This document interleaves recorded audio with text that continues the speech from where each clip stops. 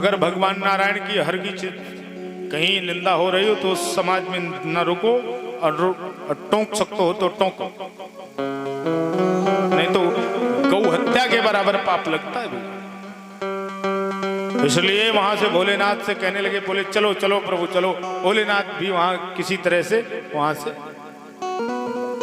निकले, पर दक्ष का बोध नहीं लगा। फिर कुछ समय बाद बड़ा आयोजन किया, सबको बुलाया। अच्छा एक बात बताएं, घर में अगर खटपट हो जाए तो तीसरा व्यक्ति बहुत मजा लेता है। सबको तो पता था कि भोलेनाथ की बकवास हो गई है, ससुर दमानों की बकवास हुई है, लेकिन देवी जी को पता नहीं।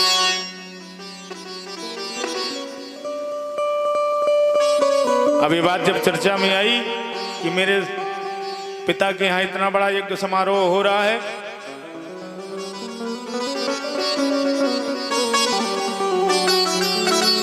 वहीं कैलाश के ऊपर से कुछ देवांगनाएं जा रही थी। अरे बहन सती तू चल नहीं रही है? कहाँ? अरे कहाँ, तुझे पता नहीं है तेरे पिता के यहाँ बहुत बड़ा समारोह ये हो रहा है? अच्छा, सती जी ने सोचा मेरे पिता के यहाँ, मैं तो सबसे छोटी लाडली बेटी हूँ अपने पिता की, मुझको पता नहीं है। चलो कोई बात नहीं, पूछती हूँ। चलो चलो मैं आती। बाबा के पास पहुंची देवी, स्वामी जी आपके ससुर जी बढ़िया यज्ञ कर रहे हैं, चलो ना। बाबा ने कहा देवी जी बुलावा आया है क्या? कोई संदेशा मिला? बोले संदेशा तो नहीं मिला। बोले तो हम नहीं जाएंगे, अपने राम से पहले ही बकवास हुई है, हम पहले ही गाली खाए बैठे हैं। सारा वृत्तांत बताया। तब सती जी ने कहा ओहो चलो कोई बात नहीं, मेरे पिता तो थोड़ा क्रोधी हैं, आप तो भोलेनाथ हो, आज तो सो ऑर्डर रानी हो महाराज, क्षमा कर दो।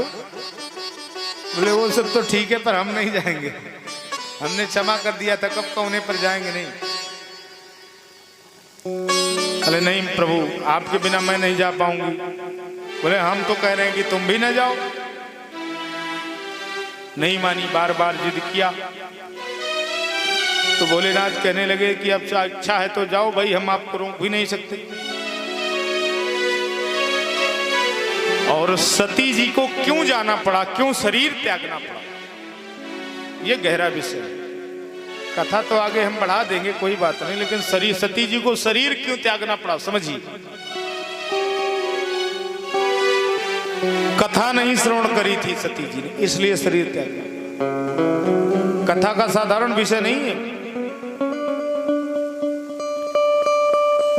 भोलेनाथ जब जा रहे थे प्रयागराज में कथा श्रवण करने के लिए, एक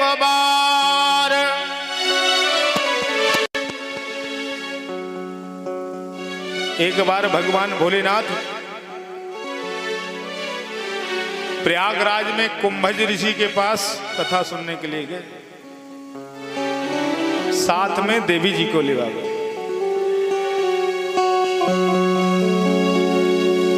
संग सती जग जननी भवानी,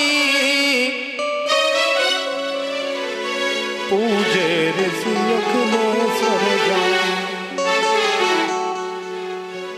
जब कुंभ ऋषि के पास पहुंच गए तो कुंभज ऋषि ने वंदन किया, अर्चन किया, और संग सती जग जननी भवानी, इतना बड़ा अलंकार लगाया गोस्वामी तुलसीदास जी ने सती जी के लिए कि भोलेनाथ के संग में कथा सुनने जा रही हैं सती जग जननी भवानी, माता परा अम्बा जगदम्बा, कथा सुनने दोनों लोग जा रहे हैं। वहां जब अगस्त जी ने नमस्कार किया, अर्घ वंदन किया, तो सती जी को भ्रम हो गया कि ओहो मेरे स्वामी का वंदन कर रहा है, सब कुछ सेवा कर रहा है, और ये हम कथा कैसे, क्या कथा सुनाएगा हमारे प्रभु को। उसको जो है ऐसे विचार में भ्रम आना नहीं चाहिए, और कथा ठीक से सुनी नहीं, कथा में मन नहीं लगा। भोलेनाथ ने समझाया पर मानी नहीं मानी तो फिर बात बिगड़ गई। पतिदेव समझा रहे हो तो पत्नी को बात मान जाना चाहिए, और फिर जब भोलेनाथ जैसे व्यक्ति समझा रहे हैं, देवी जी नहीं मानी, कथा ढंग से नहीं सुनी, कथा में मन नहीं लगा, तब भोलेनाथ समझ गए कि अब नहीं सती के कल्याणा। अब देखो वहां की तो बात छोड़िए, गोस्वामी जी ने पहले कितना बढ़िया सम्मान दिया, और जब लौटते वक्त तो बढ़िया से कथा नहीं सुनी, तो भोलेनाथ ने बढ़िया कथा सुनी। भोलेनाथ ने खूब आनंद से राम जी के गुणों की चर्चा सुनी, लेकिन देवी जी ने नहीं सुनी। तो वहां से चलते वक्त गोस्वामी जी ने शब्द इस्तेमाल कर दिया, चले संग लय दक्ष कुमारी, वापस आ गए।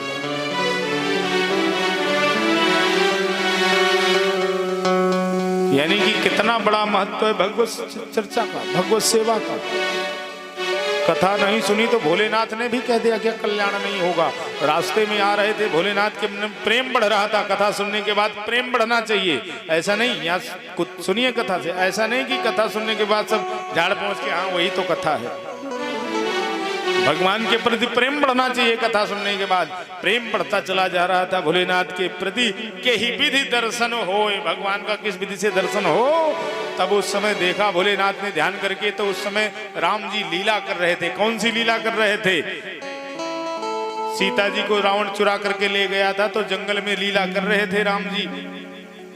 ढूंढ रहे थे अपनी पत्नी देवी को। हे खग हे मृग मधुकर सेनी, इतने विरह में उन्मत्त थे भगवान कि आदमी की क्या बात करें। खग मृग से पूछ रहे मेरी सीता को देखा है क्या? भगवान ऐसा अभिनय करते हैं जब अभिनय करते हैं। हे खग हे मृग मधुकर सेनी, तुम देखी सीता मृग नैनी, मेरी सीता को देखा है क्या? अब कोई ऐसे देखेगा तो पागल ही समझेगा कि ये पागल ही है कोई। सती ने कहा, सती जी ने कहा अरे ये तो भगवान हो नहीं सकता। भोले बाबा ने कहा देवी शंका मत करो। नहीं मानी, शंका किया। भोले बाबा के समझाने पर भी नहीं मानी। भोले बाबा समझ गए, कथा नहीं सुना इन्होंने, कल्याण तो हो ही नहीं सकता इनका।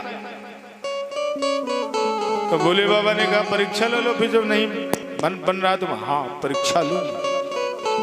अब परीक्षा लेने गई तो परीक्षा क्या लिया कि सीता जी का भेष धर लिया। और सीता जी का भेष धर के आगे रास्ते में बैठ गई जहां से राम जी आ रहे थे। और राम जी ने जैसे अभी तक तो पूछ रहे थे हे खग हे मृग मधुकर सेनी, रो रहे थे। और जैसे ही देवी जी पर निगाह पड़ी, ओ हो मुस्कुराने, ओ हो बाबा कहाँ है? आप अकेले बैठी हो मैया, यहाँ बंधन है। तब सती जी को आभास, अरे ये तो साक्षात परमात्मा। तुरंत वहां से भगी, उल्टे पांव भगी। अब उल्टे पांव भगी तो, लेकिन अब भोले बाबा ने पूछा देवी क्या परीक्षा लिया? यहाँ झूठ बोल गई। कछु न परीक्षा लीन गोसाई, कछु न परीक्षा दीन गोसाई, कीन्ह प्रणाम तुम्हारी नाई, कीन्ह प्रणाम तुम्हारे नाई। अब पति से झूठ भी नहीं बोलना चाहिए, और पति से झूठ बोल दिया। अब क्या है? अब भोले बाबा ने कहा तुमने जब मेरी बात नहीं मानी थी तो मैं तुम्हारी बात कैसे मान लूं कि कोई परीक्षा नहीं लिया? भाई जब तुमने हमारी बात नहीं मानी तो हम कैसे मान लें? अब भोलेनाथ ने ध्यान से देखा, तब शंकर देखो धरि ध्याना, सती जो कीन चरित सब जान। सब जान गए भोलेनाथ सती ने क्या चरित्र किया है। ओहो तो हमसे झूठ बोली हो और मेरी मैया सीता का रूप धरा है। जाओ, इस शरीर से अब भेंट नहीं होगी। ऐसा शिव संकल्प कीन मन माही, यही तन सती भेंट बना। लौट कर जब